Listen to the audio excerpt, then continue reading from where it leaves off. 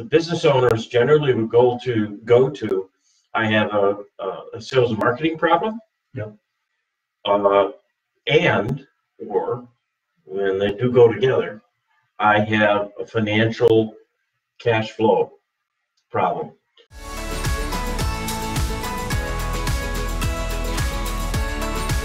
Hi, this is Bruce Himmelblau with Blue Sky Video Productions, and Morning, Dave Verbeten, owner, senior coach with Peak Performance, action coach, business coach. I'm just going to give it to you. Helping business owners overcome challenges with time, team, and money. They may not call it a cash flow problem. They might just say, "Why is my checkbook always empty?" You know, something like that. Or I know I've had any number of clients that we've been able to get them to the point where they are no longer fretting is a word, right? Not a fretting, but fretting about making payroll. Yep. And so that's predictable cash flow. So we'll talk about kind of like both of those, but we will round out the sexy sales and marketing stuff today. Okay? yes. Anything you want to do in a prelude here? No, I've talked my story about cash flow. Sure. Sure, I got a story about cash flow. So we've got a client who pretty much hires us every year and to do a summer convention for them. And we go out to the convention or a conference for them. It's internal. And we produce that, and that accounts for about 10% of our annual revenue.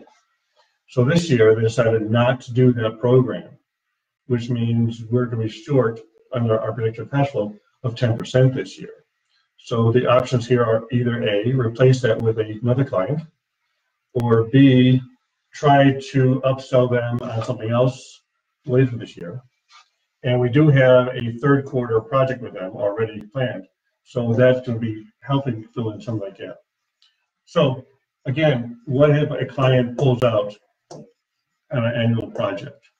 And we got to talk about that and what you need to do. Yeah. So and I'll round that out a little bit more toward the end.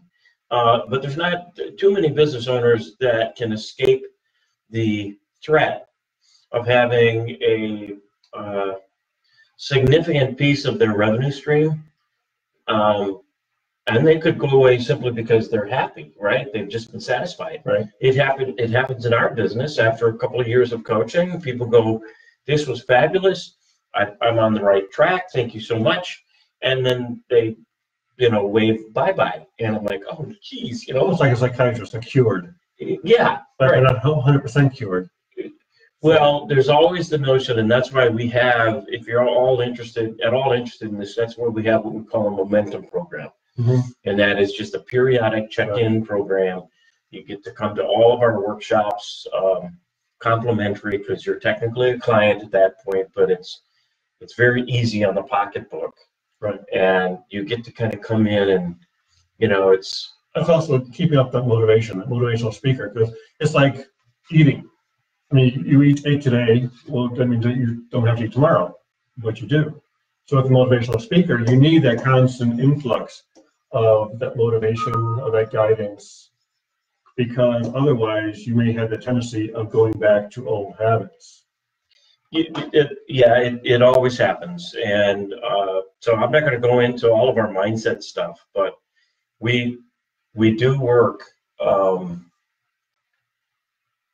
reminding not just ourselves, but also reminding clients about the importance of where's your head. Are you above the line or are you below the line? Yep. And above those who haven't been following from the beginning, what does above the line and below the line mean? Well, below the line, everybody out there that's listening, my guess is people like this, and that is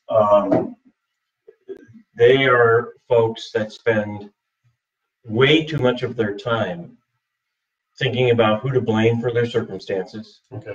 What excuses can I feel comfortable with about why I don't like where I'm at, or they just simply stay in denial. It's not that bad. It always gets better in October. I mean, honestly, it's all below the line. That's all below the line stuff, because you're not saying, "Wait a second, I'm above the line."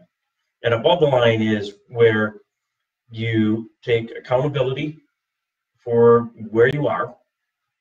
You take responsibility for the actions that you're going to take, right?